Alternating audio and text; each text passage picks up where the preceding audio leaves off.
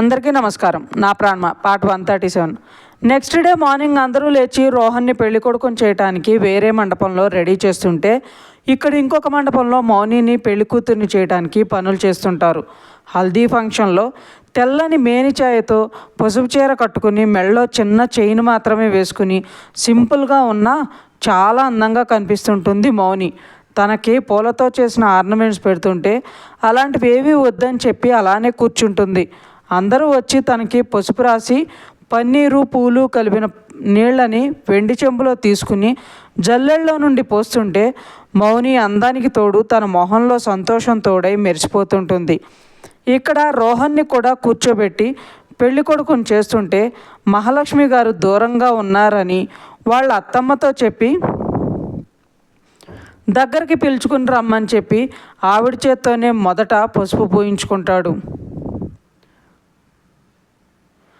ఆవిడ సంతోషంతో కన్నీళ్లు పెట్టుకుంటుంటే, ఏంటి ముసలి, మీ ఆయన గుర్తొచ్చాడా నన్ను చూసి, లేక నాకు పెళ్ళైపోతుందని కుళ్ళుకుని ఏడుస్తున్నావా అంటాడు.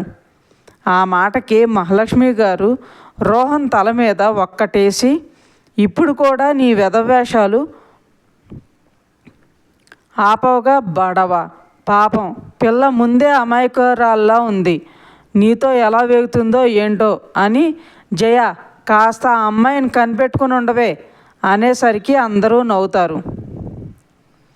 అలా రోహను సంతోషంగా కనిపించేసరికి అశ్విన్కి ఎక్కడో మూల ఉన్న చిన్న బాధ అనుమానం అన్నీ ఎగిరిపోతాయి. తను కూడా రోహన్ని ఆట పట్టిస్తూ ఉంటాడు. ఇలా ఇద్దరిని ఎవరి దగ్గర వాళ్ళు హల్దీ ఫంక్షన్ చేసి వాళ్ళని పెళ్లి కూతుర్ని పెళ్లి కొడుకుని చేశాక అందరూ పిచ్చాపాటి మాట్లాడుకుంటూ ఉంటారు. రోహన్ మాత్రం మౌని గురించి, తనకు వచ్చిన కల గురించి ఆలోచిస్తూ ఉంటాడు. మౌని పెళ్లి చేసుకుంటుంది నన్నే అని ఇప్పుడు తెలిసింది అంటే నా కల్లో వచ్చినట్లు తను ఏడుస్తూ వస్తుంది నా కోసం అంటే తనకి నా వల్లే ఏమైనా ప్రమాదమా అని ఆలోచిస్తూ ఉండగా అక్కడికి ప్రభాకర్ గారు వస్తారు. ప్రభాకర్ గారు, ఏమైంది కన్నా, అంతగా ఏం ఆలోచిస్తున్నావు నాన్న అని అడుగుతారు. నాకు వచ్చిన కల గురించి మామ అంటాడు రోహన్. అలా ఏం జరగదులే కన్నా, ఎందుకంటే అప్పుడు నువ్వు తన్ని బాగా మిస్ అయ్యావు కాబట్టి తనకేదో అయినట్టు కలొచ్చింది అంతే, దానికి ఇంత ఆలోచించే పని లేదు, నువ్వు ముందు నీ పెళ్ళిని ఎంజాయ్ చేయి అని నవ్వుతూ చెప్తారు. రోహన్ కూడా అదే అయ్యుండొచ్చు అని నార్మల్ అయ్యి దివితో అశ్విన్తో కూర్చొని మాట్లాడుతూ ఉంటాడు. అలా ఈవినింగ్ అయ్యేసరికి వైజయంతి గారు వచ్చి, కన్నా వెళ్ళి డ్రెస్ చేంజ్ చేసుకుండ్రా, నీకు మౌనికి కలిపి నలుగు పెట్టాలి అని చెప్తారు. రోహను మౌనితో అనగానే కొంచెం ఎగ్జైట్ అయ్యి, అత్తమ్మ వెళ్తున్నా అని చెప్పి రెడీ అవ్వడానికి వెళ్తాడు. కాసేపు ఆగాక రోహన్ని మౌనిని మధ్యలో తోడు పెళ్లి కొడుకుని కూర్చోబెట్టి ముగ్గురికి నలుగు పెడుతుంటే రోహన్ మధ్య మధ్యలో మౌనిని చూస్తుంటాడు. నలుగు పెట్టిన వాళ్ళందరికీ మౌని నవ్వుతూ తాంబూలం ఇస్తుంటే రోహన్ మాత్రం ఎవరో ఒకరు పిలిచాక లేదంటే పక్కన వాళ్ళు చెప్పి తాంబూలం ఇవ్వకుండా మౌనినే చూస్తుంటే అక్కడున్న వాళ్ళు నవ్వుకుంటూ ఆట పట్టిస్తుంటారు. అలా ఇద్దరికీ నలుగు పెట్టాక మౌనికి వాళ్ళ బంధువుల్లో మామ వరుస అయ్యే ఆయన వచ్చి తన కాలికి మెట్టెలు పెట్టి వెళ్తాడు. తర్వాత వాళ్ళిద్దరిని ముహూర్తంకి టైం అవుతుందని త్వరగా రెడీ అవ్వమని ఇద్దరిని పంపిస్తారు. రాత్రి 8 గంటల పెళ్లి ముహూర్తం. రోహన్కి చాలా తొందరగా ఉన్నా ఏదో బాధగా అనిపిస్తుంటుంది. కానీ ఆ బాధ ఎందుకో తనకు అర్థం కావడం లేదు.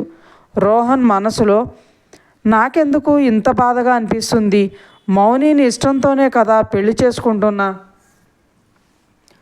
తన మీద ఉన్నది ప్రేమ అనే కదా, తనతోనే నా పెళ్ళి అని తెలిసినప్పటి నుండి సంతోషంగా ఉన్నాను అనుకుంటూ ఉండగానే వైజయంతి గారు వచ్చి రోహన్కి బొగ్గన చుక్కపెట్టి తనకి దిష్టి తీసి ఆనందంతో కన్నీళ్ళు వస్తుంటే రోహన్ బాధపడతాడని కనిపించకుండా తుడుచుకుని తనను తీసుకుని వెళ్తారు.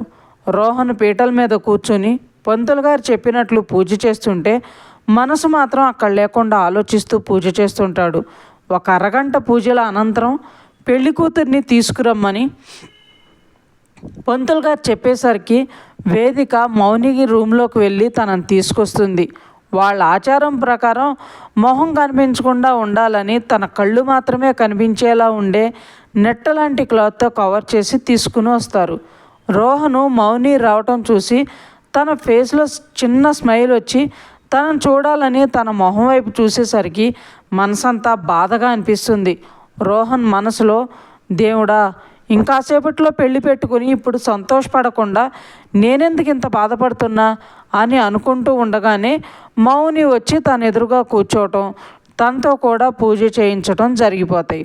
ఆ తర్వాత పూజారి గారు పెళ్ళికొడుక్కి పెళ్లి కూతురికి జీలకర్ర బెల్లం ఇచ్చి ఇద్దరు ఒకరి తల మీద ఒకరు పెట్టుకోమని చెప్తారు. వాళ్ళకి అడ్డుతెర పట్టుకున్న ధృతిని అశ్విన్ చేతి మీద గిల్లటంతో తన చేతిలోని అడ్డుతెర తొలగి కింద పడటంతో రోహన్ ఎదురుగా కళ్ళు మాత్రమే కనిపిస్తున్న పెళ్లి కూతురుని చూసి జీలకర్ర బెల్లం పెట్టకుండా పైకి లేచి నిలబడతాడు. రోహన్ అలా లేచి నిలబడేసరికి అందరూ ఏమైందని వింతగా తన్నే చూస్తుంటారు. వైజయంతి గారు దగ్గరకు వచ్చి, కన్నా, ముహూర్తం దాటిపోతుంది, జీలకర్ర బెల్లం కరెక్ట్ టైంకి పెడితే చాలు, పెళ్ళైపోయినట్టే, ఎందుకని లేచావు, చూడు అందరూ ఎలా చూస్తున్నారో అంటారు చుట్టూ చూపిస్తూ. నేను ఈ పెళ్లి చేసుకోను, నాకు ఇష్టం లేదత్తమ్మా అని స్టేజ్ మీద నుండి కిందకి దిగి వెళ్ళిపోతుంటే వేదిక, విక్రము షాక్ అవుతారు. అలా చెప్పడమే కాక స్టేజీ కూడా దిగేసరికి ఇద్దరికీ కోపం వస్తుంటే తాతయ్యని చూసి ఆగిపోతారు. వైజయంతి గారు వచ్చి రోహన్తో మాట్లాడుతుంటే అందరూ రోహన్ని వింతగా చూస్తుంటే ప్రభాకర్ గారు, ధృతి, అశ్విన్, చిన్ను, దివిత్, రఘు గారు, నందిని గారు అందరూ రోహన్ దగ్గరకు వస్తారు. తాతయ్య కూడా కన్నీళ్లతో, బాబు, తాళి కట్టే సమయంలో ఏంటిది, నీకేమైనా ఇబ్బంది ఉంటే చెప్పు బాబు అని విక్రమ్ అని పిలుస్తారు.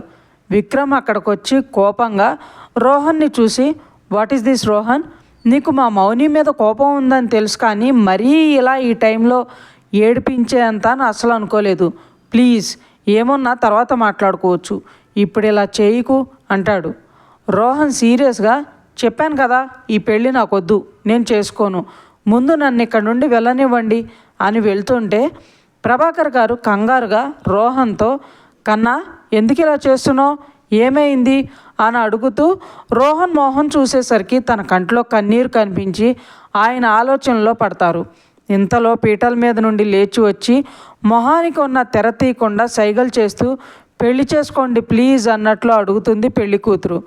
రోహన్ వెంటనే, నేను నిన్ను పెళ్లి చేసుకోవాలి అంటే నీ మొహానికి ఉన్న ఆ కొంగు తీయి అంటాడు. అందరూ ఆ మాటకే ఆశ్చర్యపోతారు. తాతయ్య, బాబు, అది సాంప్రదాయం కోసమే, నిన్ను నొప్పించాలని కాదు, ఇప్పుడే తీసేద్దాం అని, వేదు ఇలా వచ్చి తీయమ్మా అంటారు. వేదిక కన్నీళ్లతో వచ్చి పెళ్లి కూతురు తల మీద ఉన్న కొంగును తీయబోతే తను వెనక్కి వెళ్ళి వద్దని వారిస్తుంది. రోహను ఓకే ఫైన్ అని అక్కడి నుండి వెళ్ళిపోతుంటే ఏం చెయ్యాలో తెలియక తాతయ్య, ఏం కాదు బంగారు తల్లి, తీసేయమ్మా అంటున్నా వినిపించుకోకుండా వద్దు అంటుంది. తాతయ్య రోహన్ వైపు చూస్తే తను సీరియస్గా అక్కడి నుండి వెళ్ళిపోవడాన్ని చూస్తుంటే ఏం చెయ్యాలో అర్థం కాక అక్కడే కూర్చుని ఏడుస్తుంటే విక్రము, వేదిక కూడా అక్కడికి వచ్చి ఆయన్ని పట్టుకుని వాళ్ళు కూడా ఏడుస్తారు. అశ్విను, ధృతి, ప్రభాకర్ గారు, వైజయంతి గారు రోహన్తో పాటు తన రూమ్కి వెళ్తారు. చిన్నదే ఇచ్చాను వాళ్ళకి, ప్లీజ్ అడ్జస్ట్. ఇంకా ఉంది ఫ్రెండ్స్. మీకు ఈ స్టోరీ నచ్చినట్లయితే లైక్ చేయండి, సబ్స్క్రైబ్ చేయండి. ఎంతలా ఆదరిస్తున్నందుకు థ్యాంక్ యూ సో మచ్.